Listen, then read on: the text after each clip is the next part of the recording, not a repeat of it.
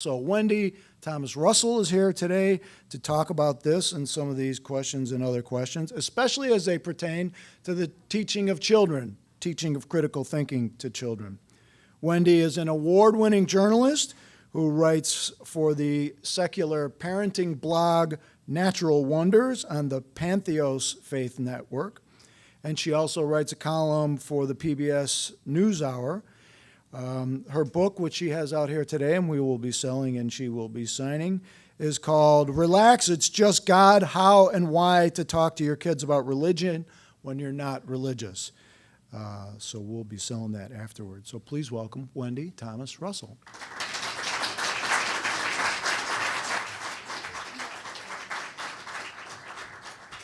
Hello. Thank you for coming. Can you all hear me all right in the back? Just, raise your hand if you can't. Okay. All right. How's that? Good? Perfect. So thank you for having me here as part of the Feed Your Brain series. I hope that after I leave, you'll still think of it as the Feed Your Brain series and not the Damage Your Brain series or Fill Your Brain with Worthless Information series.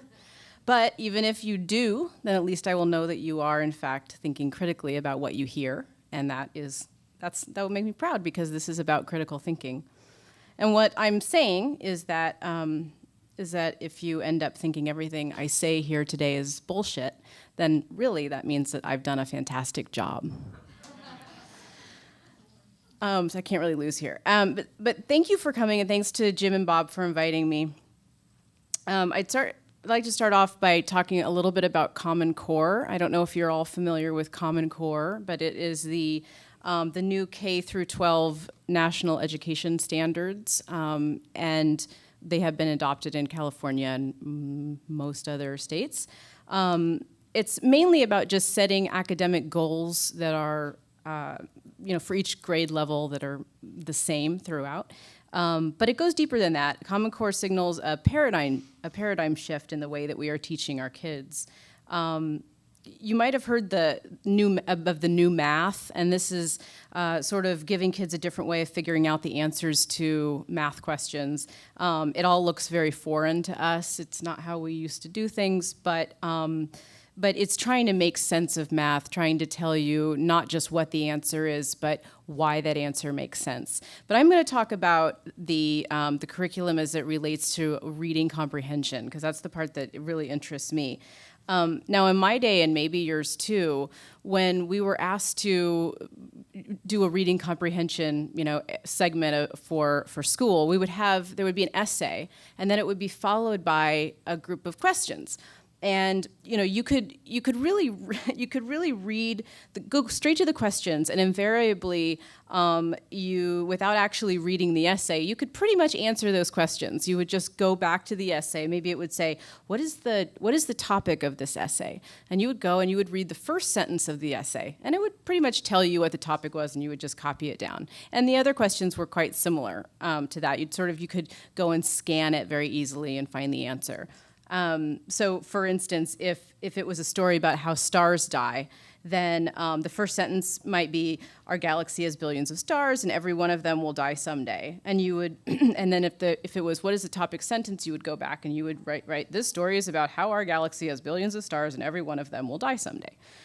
And then you'd go down to question 2, and it might say, why do stars appear to twinkle? And you would scan the essay for the word twinkle. And when you saw that, you would say, stars appear to twinkle because blah, blah, blah.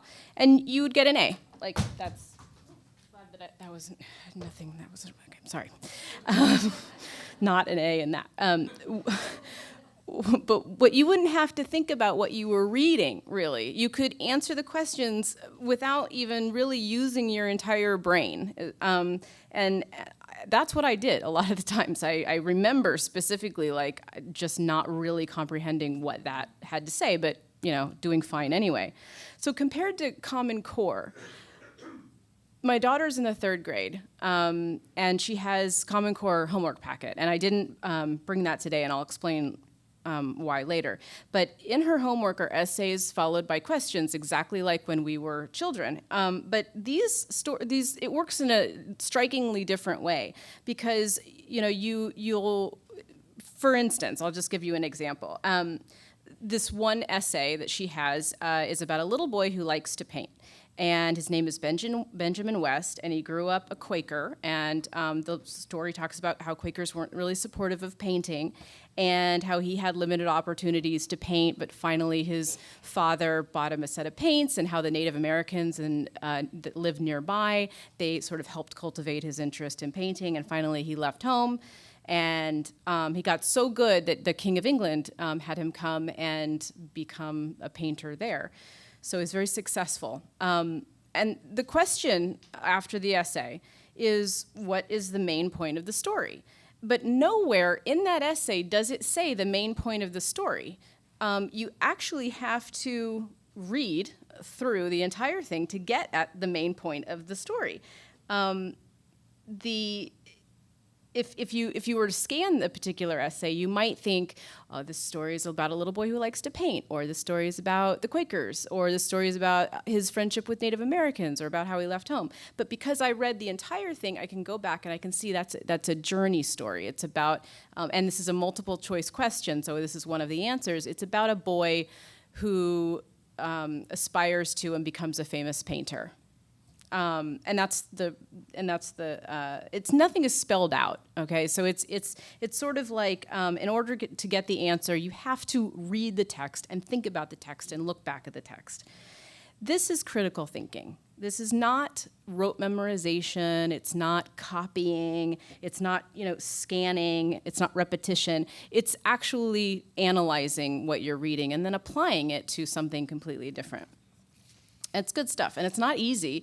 And my daughter's homework is terribly more difficult than mine was, and she does struggle with it occasionally.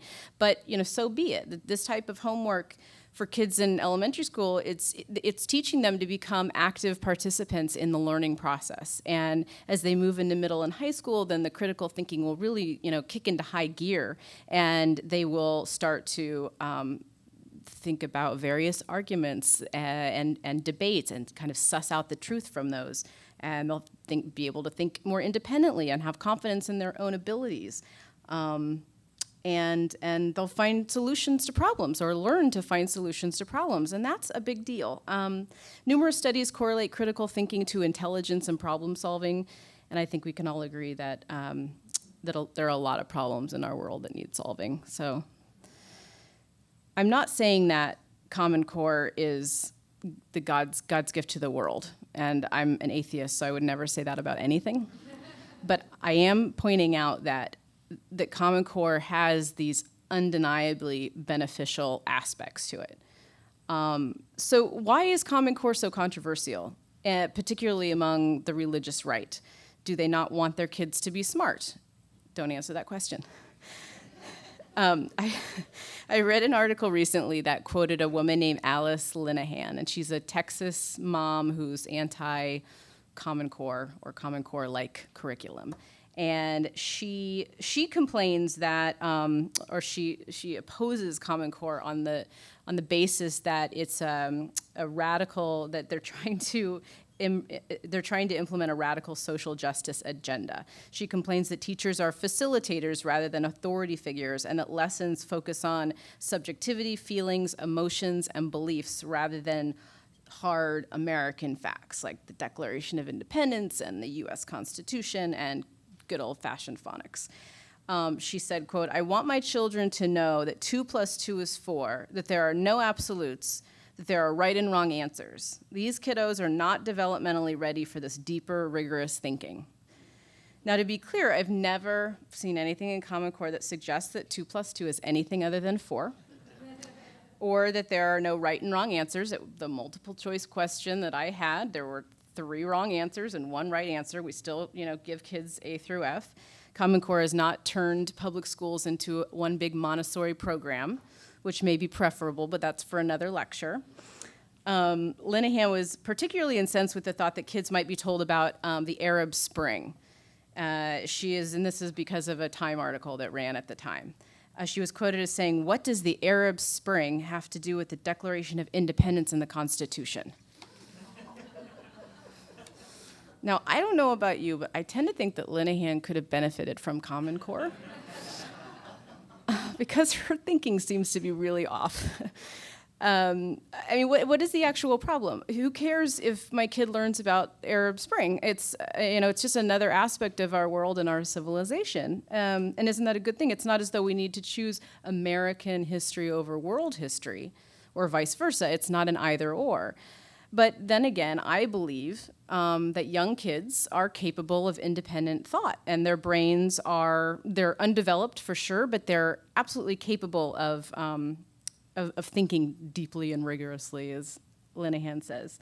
And they're not going to get any better if they don't have an opportunity to practice that skill. The brain is a muscle. Unless you exercise a muscle, it doesn't get any stronger, or might even atrophy. So pushing kids to think about things they don't understand is necessary to make them smarter, and elementary kids should absolutely be asked to think rigorously. And this is an important difference between me and Alice Linehan. I think that she believes, and maybe others too, I mean, I'm sure others too, that, until a certain age, kids' brains are kind of like vessels that we just fill with kind of absolutes, religious or otherwise. And, if I believed that were true, then I might very well feel threatened by things that my child was picking up. If all it took to turn my kid into a card-carrying, gun-toting member of the NRA was to expose her to the beliefs of the NRA, then I might not ever let her leave the house. But the truth is that for some people in the religious right, the problem isn't that Common Core wants to teach critical thinking to kids who are incapable of thinking critically.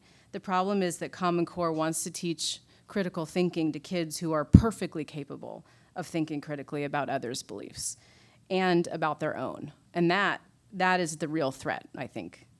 Because where there's skepticism and doubt, there is the possibility that kids will change their minds and adopt other beliefs that differ from their parents. Where there is critical thinking, there is the distinct possibility that kids will leave the religion into which they were born. So does this mean that critical thinking is the death knell of religion? Before I try to answer that, let me back up. Once upon a time, I used to be a reporter for a newspaper. I covered all kinds of things from crime and courts to business and entertainment, politics. And education was always the beat I went out of my way to avoid. I found that hanging out with criminals was far more civilized than PTA meetings. People just tend to get cuckoo, when it comes to their kids' educations. They tend to overreact and complain really bitterly and obsess over stuff that seems so dumb, like what their kids are going to wear to gym class or what the school lunch menus are. And then I became a parent, and my own kids started to go to school. And then all of a sudden, I totally got it. And I was like, I could talk a lot about the school lunch menu at my kids' school, but no one is above overreacting to things that involve their children. When our kids are involved, we all have a potential to go a little cuckoo.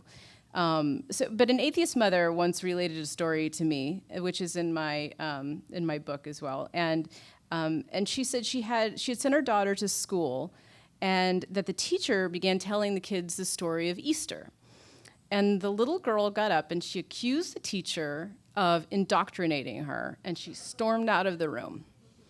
And the mom, in relating this, was really kind of proud. And she was like, I was proud of my daughter for having confidence and for having, being sure in her own beliefs to, stand up to this teacher.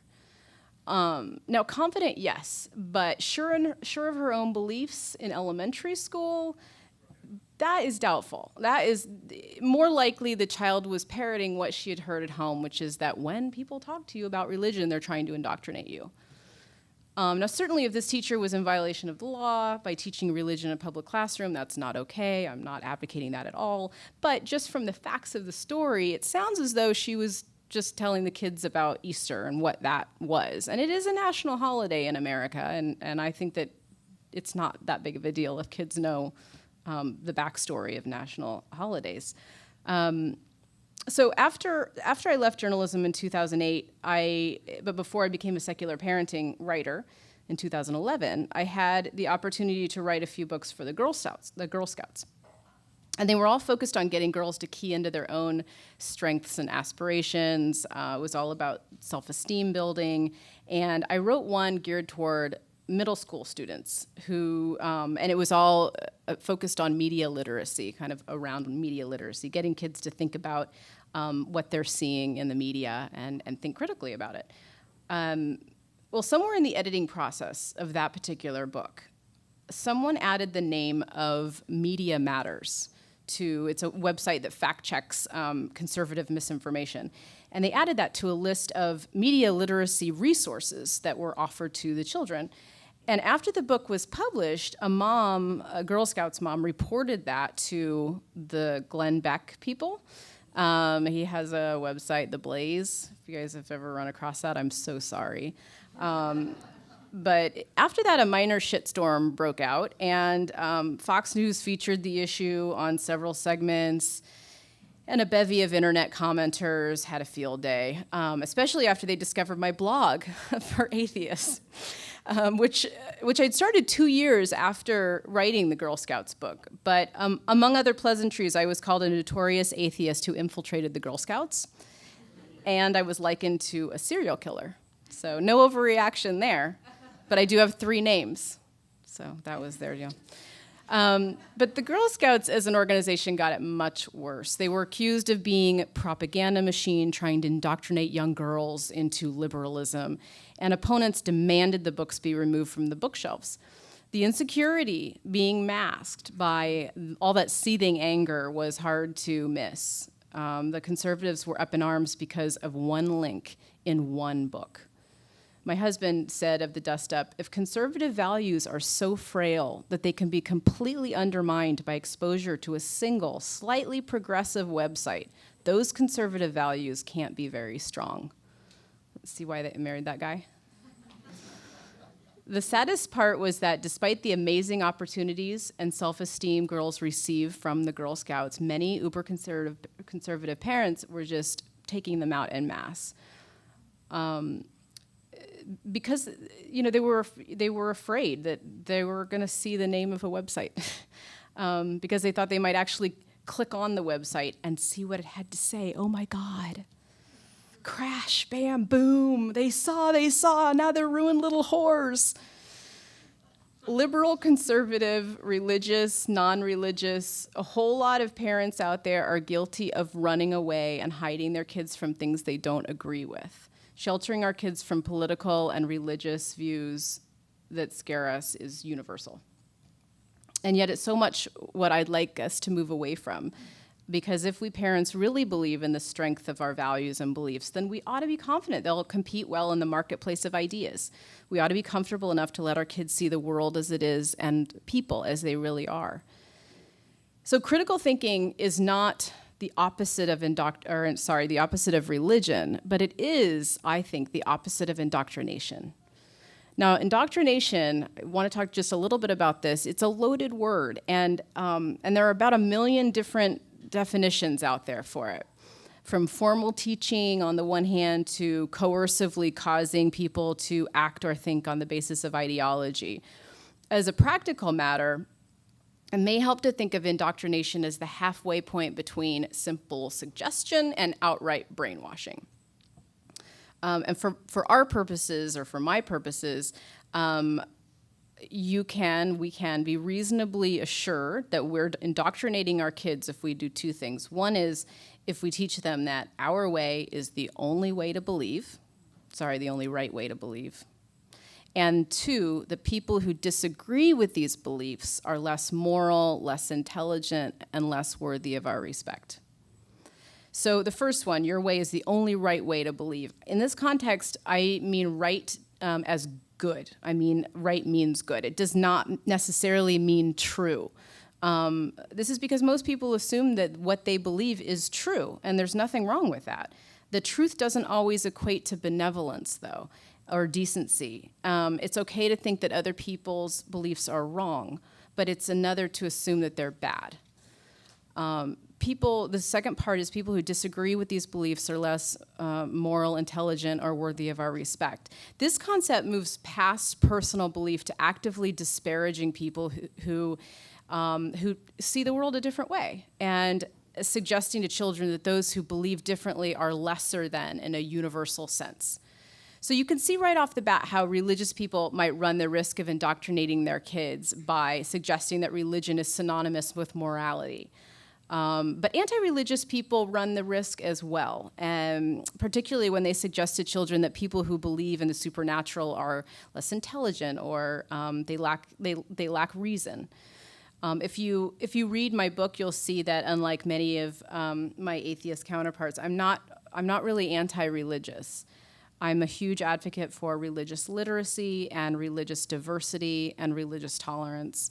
But what's not included on that list is religious indoctrination. Religious indoctrination makes me twitchy in the extreme, and here's why. It is, at its most successful, religious indoctrination takes advantage of children's undeveloped minds. It teaches them what to think rather than how to think, and it treats fact and belief as indistinguishable. And all of this carries the potential to lower a child's self-esteem and self-confidence and self-worth. And these are the very attributes that will enable them to make wise decisions throughout those very tumultuous adolescent years, and to resist peer pressure when it comes to things like early sex and drug use and criminal behavior. So there's a strange dichotomy going on in the world today.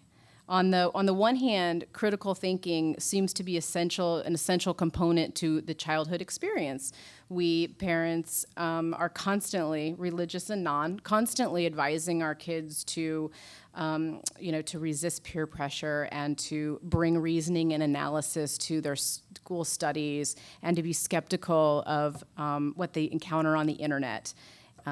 These lessons in discernment start very early. When children are barely out of diapers, we start stressing the difference between safe strangers like police officers, unless you're African American, in which case even they aren't entirely safe, and strangers to be wary of like everyone else. Yet despite the constant focus on critical thinking, millions of parents, good parents, nice parents, leave their children no choice at all when it comes to religion. Instead, many children are taught to put their faith in one particular God, to trust that the Lord has a plan for them, that Muhammad paved a way for them, that Jesus will save them, that the saints are watching over them, and that the devil may tempt them to do bad things for which they will be eternally punished. That many religious people do this with so little concern as to how it might affect their ability to critically think is just a testament to the gaping dichotomy that of expectations that parents have for their youngsters. Think for yourself, they seem to be saying, unless it comes to religion, and then religion gets a pass. So religious folks aren't the only ones indoctrinating their kids. Or struggling against their natural instinct to indoctrinate their kids. A couple of months ago, I was on a podcast for The Friendly Atheist, and during the talk, one of the interviewers told me that although she didn't have kids yet, she was fairly sure that she would be really bummed out if her kid grew up to join a fundamentalist group. And she asked me if I had an answer to that kind of anxiety. And I didn't answer it very well at the time, but I'm going to rectify that by telling you now. So the answer depends. It depends. First, you have to ask a follow-up question. Why does it bother you? Why does it bother you that your child would belong to a fundamentalist group? Is it because you don't want your child to join a group that subjugates women or speaks out against homosexuality or opposes the separation of church and state? Because all of those are very understandable and valid points. But the answer to that is use the child's first 18 years of their life to teach tolerance and kindness and compassion and open-mindedness. And if you do that, and if you and if you model that, then when they grow up, even if they do gravitate toward some kind of a religious group, then it won't be one that runs counter to everything else that you have taught them, all the values that you have already taught them. But if the problem isn't about having your child join a specific group that does nasty things, but is more about having your child believe things that you don't personally believe to be true, well, that problem is solved much differently. That problem is solved by not having children.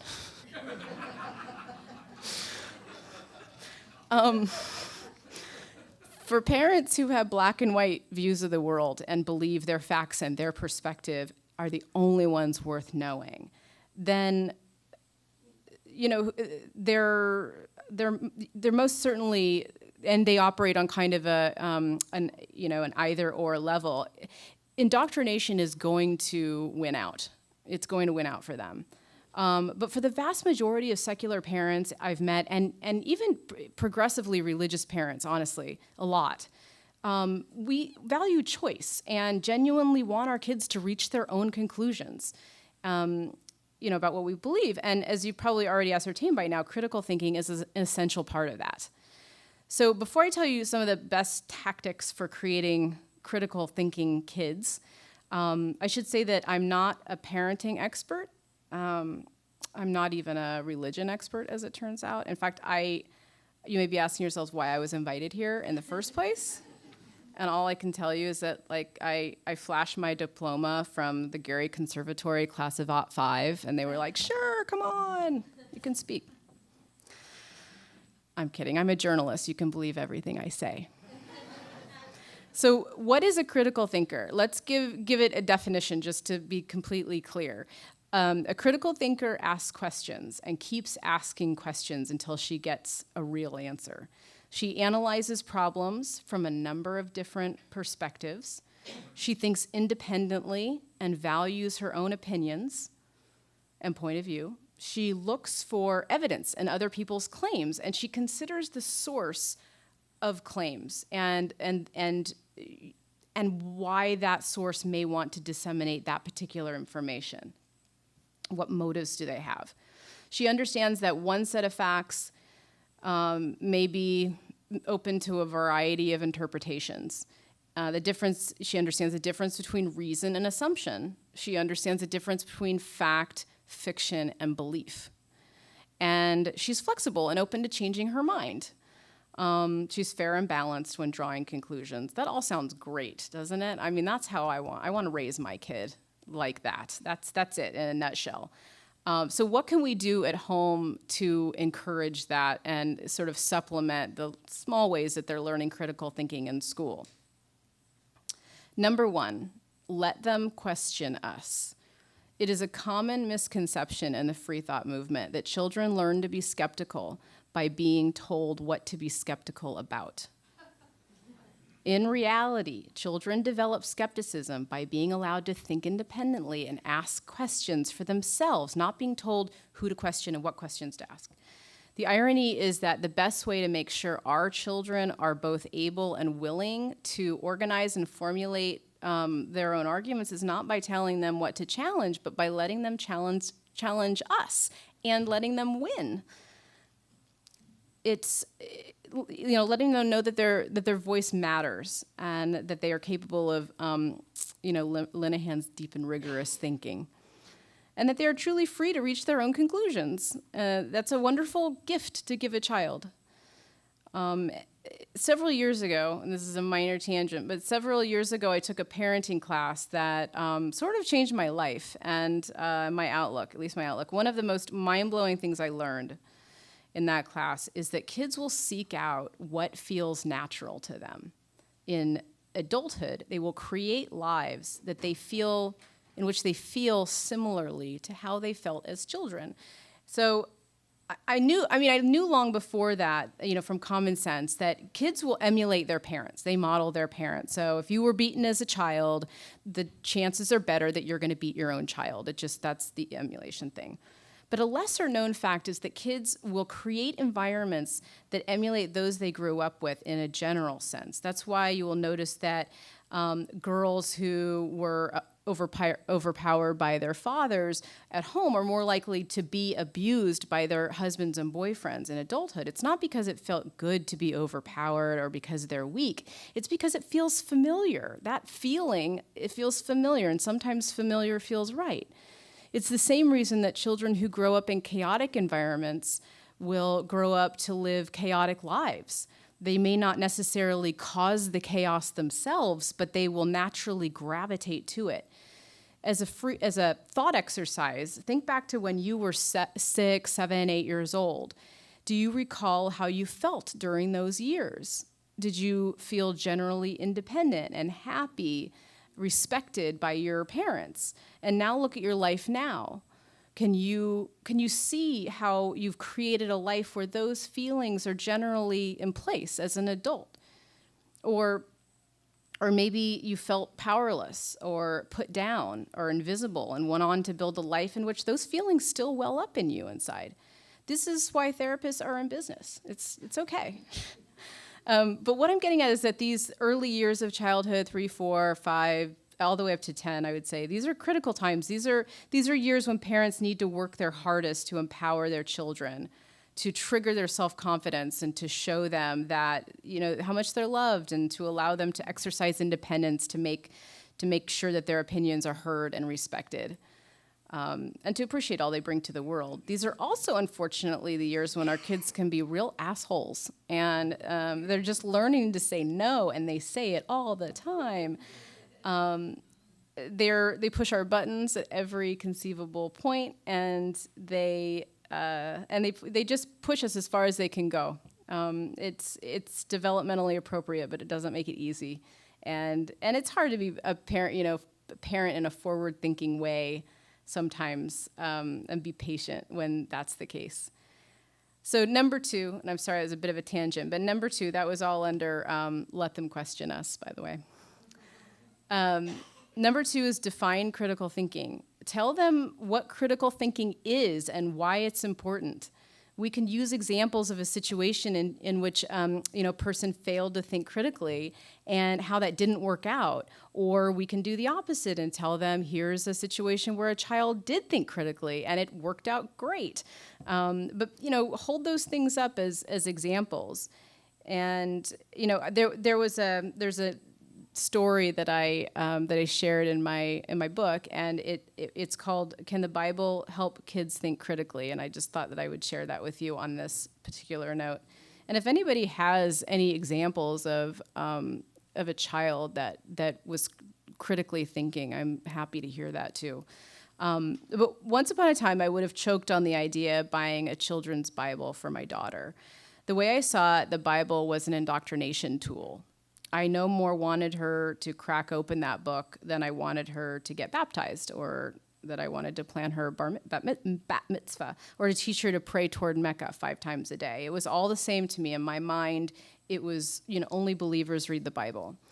But times have changed, and today I don't equate the Bible with religion. I equate the Bible with religious literacy. It's the quickest and most effective way to expose kids to Western belief systems. When it comes to knowledge of Judaism and Christianity, and to a lesser extent Islam, you can't do better than to read some key Bible passages.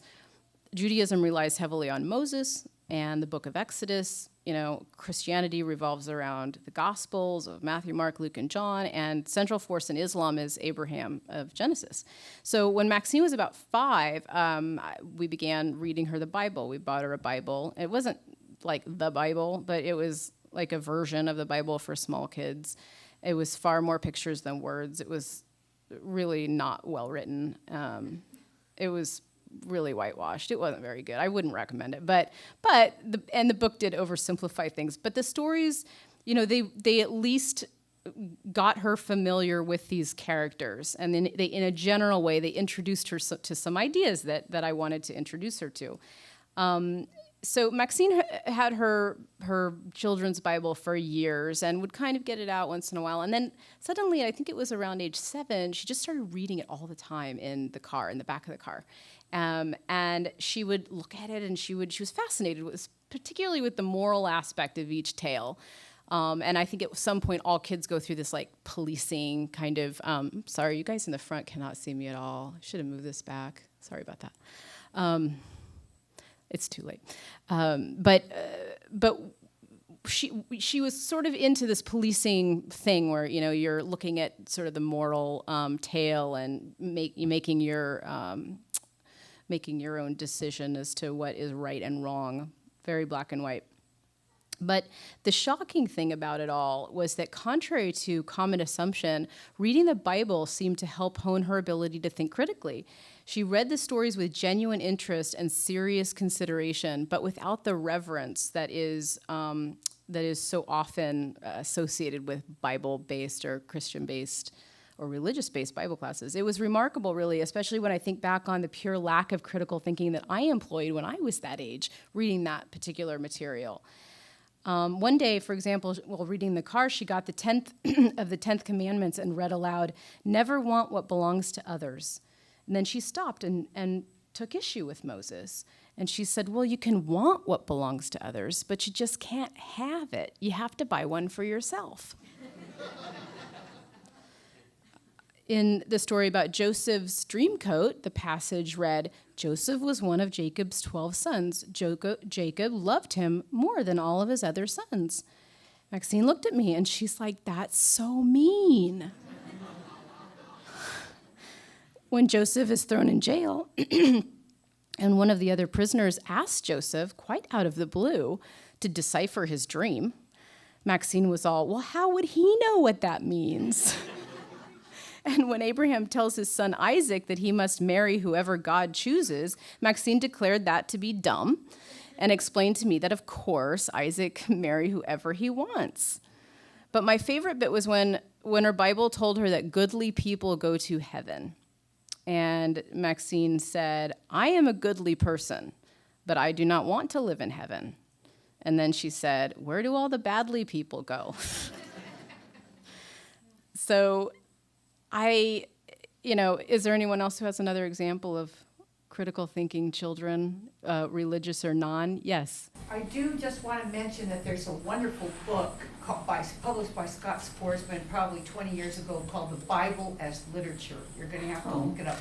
And it is more for high school and maybe junior high age, might be not for elementary, but it is a wonderful book about teaching the stories of the Bible. That sounds wonderful. Thank you. Scott Forsman's publisher. Okay, I will check it out. Yeah. Yes, in the back. A guy here, I asked him how he had become an atheist. He was a young man, and when he was a child, he realized snakes don't talk. Exactly. Yes, go ahead. I had the misfortune of having to raise my children in the Bible Belt. And what I did is, because we lived in a small town, I took them to a church, a different denomination, every week, Sunday. My husband was a doctor there, so we had to project that we were part of the community. But I did not say anything to them either way. I just let them go and have the experience. We went to 3 different Baptists, Methodist, Catholic, and then Fellowship Baptist, and then started all over again. And I let them go, and when they turned about 11 or 12, they came to me and said, Mom, this is all stupid. And, they also went to vacation Bible school where they were required to do that. So I'm wondering if there's a component that is within us, in our brains, because not all brains are alike. We, like all organs, we have variation in brains, and critical thinking may be an innate thing or part of the human condition. So. Yeah, I mean, that's a good theory. I do think that it's a matter of, we can influence our children in their critical thinking. We just, but we have to introduce it and then make that, encourage that in our kids. But it does remind me, there was of another incident where Maxine was critically thinking at a very young age, because you hear that critical thinkers, children don't become critical thinkers until they're 11 or something. So don't even bother to talk to them. But she went to kindergarten when she was 5, and she came home from school one day and she said, "Mommy," her teacher's name was Mrs. Flynn, and she said, "Mommy, Mrs. Flynn says that great minds think alike, but all minds are great and all minds don't think alike." And I just thought, well, God, that's genius. Take that, Alice Linehan. So maybe it's more of a suppression of critical thinking, especially I'm thinking of Catholicism, where there's a lot of indoctrination, rather than us needing to really raise critical thinking. It's there, but we need it's to that encourage it. suppress. Yeah, I think exactly. I mean, the kids, when they're 3, they start saying, why? That's critical thinking, and the best we can do is to encourage that and not say, because I said so. So let me move on. You go ahead. One more. Oh, can you wait till the end for question? Is that okay? We're going to have a question and answer time. Okay, thanks. So the third, and I'm almost done here, but the third is to let children experiment. With their clothes, with their hair, with their faith, whatever it is, whenever you see them exercising independence, applaud that. You're doing something right. Number 4, ask open-ended questions and respect the answers that come. Try to appreciate when your kids come to different conclusions than you do. That also means that you're doing something right.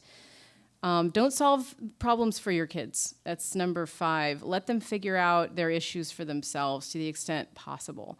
Unless they specifically need your help, let them kind of come to their conclusions. By the same token, let them watch you work through your issues. Get them involved in the decision-making process and let them see how that works. Number 6, read to your kids. This seems like a no-brainer, but it's essential. I talked to Lori Gray, a woman who runs a company called Socratic Parenting, and she told me, regardless of what you read, when you read with your child, you can engage him in a meaningful dialogue. Don't just read for content. Enjoy the stories and explore the elements. The key is to ask open-ended questions and really listen to what your child says. Some helpful open-ended questions are, what did you think? What did you like about that? What else might the character have done? Number 7 is encourage outside-the-box thinking and the pursuit of further information. Say things like, how else could we solve that problem? Or, hey, we don't know the answer to that, but maybe your Uncle Frank does. Or, let's go see Google. What does Google say about that? Number 8, never say because I said so, or because it just is. Dale McGowan, who's a fellow secular parenting author, and he wrote a book called Parenting Beyond Belief and a really good one called Raising Freethinkers, talks about this in his workshop. He said, my kids heard from a very early age that they always have the right to know the reason for a decision and to question it if they feel it's wrong. I told them I couldn't just say because I said so, and the few times I've said that, they've gleefully called me out on it. I've made a point of changing my mind out loud when they have a good point. That does more for their growing autonomy than almost anything else I can do. I can attest that the result of all this is not chaos, but a pretty smoothly functioning home with scads of mutual respect. Lastly, let your kids say no. Let them say no to you. I told you earlier that I was going to bring my daughter's Common Core homework. Well, I asked her if she'd mind if I brought her Common Core homework today. And she said, no, you can't. And I said, why? And she said, because we leave those at school over the weekend and we don't bring them home, so you can't have it over the weekend. And I said, well, could you bring yours home this weekend? And she said, no. And I said, okay. Because I did ask a yes or no question, and it was a fair answer. And I want my child to know that it's okay to say no to anyone. It's important that she say no to me. Because if she can say no to me, she can say no to anybody, her friends, her peers. In order to teach children how to think critically, whether it is in school or at home, we must teach our kids to think critically about what we believe to be true. And that goes for religious beliefs and a whole manner of other beliefs, parenting decisions and otherwise. Unless it's an issue of safety, kids generally should be able to question what you say at any time for any reason. Because if you encourage them to question you now, then they will question others later. And whether that's a smooth-talking evangelical pastor or a libidinous high school boyfriend, the benefits are obvious and the same. Well, not exactly the same. That was poorly written. Poorly written. Scratch that out. I hope not the same. Now, back to my earliest question, is critical thinking the death knell of religion? No, I would say not at all. But it is the death knell of blind faith. It's the death knell of mindless acceptance. And it's if imposed correctly at home, it's the death knell of authoritarian parenting. But that's just what I think. What do you think? Thank you.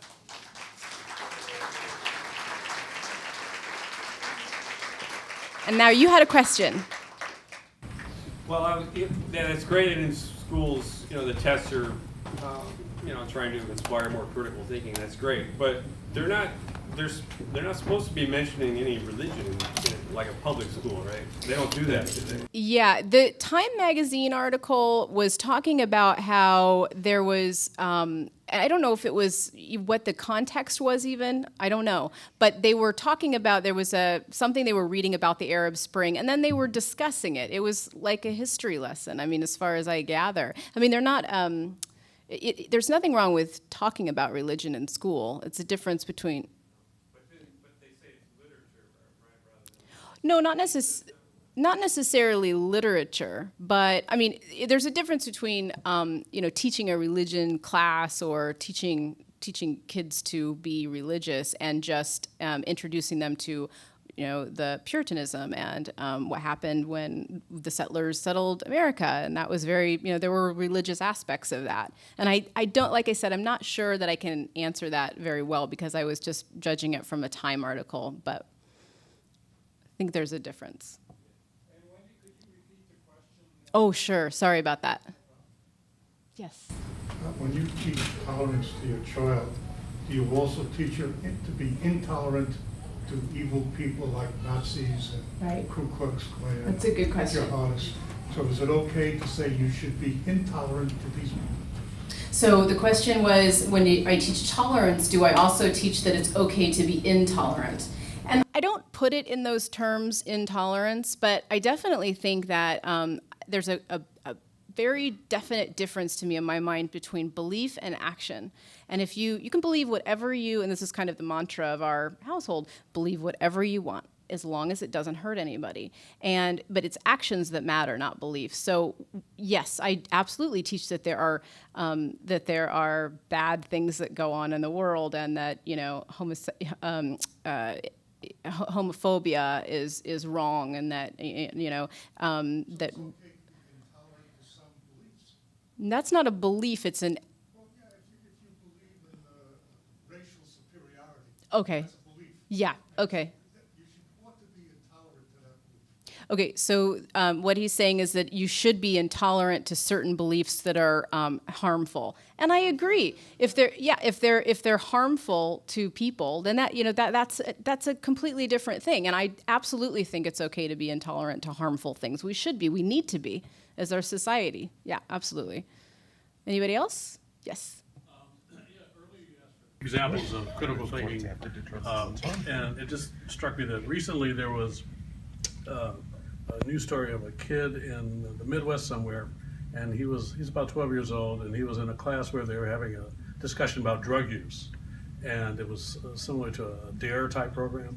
And this kid was the child of a mother who's a marijuana activist who uses it for seizures or something like that.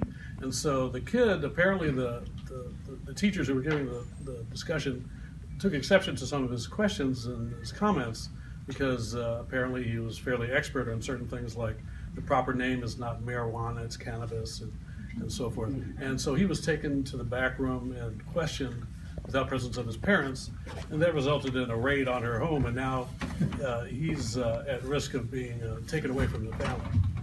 So I guess... I hope I'm not supposed to repeat this, Bob. No. It's not gonna happen. So I guess that's an example of maybe we don't really value critical thinking in certain areas very much, or it can get you in trouble, because apparently this kid was not a raving 420 activist. He was just Right.